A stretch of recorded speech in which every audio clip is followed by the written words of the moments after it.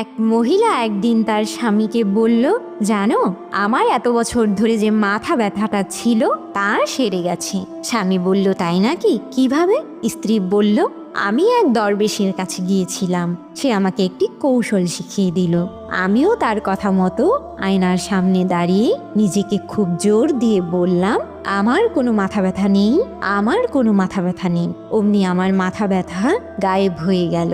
স্বামী বলল, বাহ, বেশ তো। এরপর বউ বলল, শোনো না, আজকাল তোমার মধ্যে রোমান্টিকতা একদম নেই বললেই চলে। তুমি যাও না একবার ওই দরবেশের কাছে। লোকটি স্ত্রীর কথা মতো দরবেশের কাছে গেল। বাড়ি ফিরে উত্তম কুমারের স্টাইলে গান গাইতে গাইতে বউকে একগুচ্ছ লাল গোলাপ দিয়ে বলল, আই লাভ ইউ জান। বউ তো আহ্লাদে আটখানা, একেবারে মাখো মাখো ব্যাপার। কিন্তু কিছুদিন পর স্বামীর এমন রোমান্টিকতা দেখে স্ত্রী বিরক্ত হয়ে গেল। একদিন তার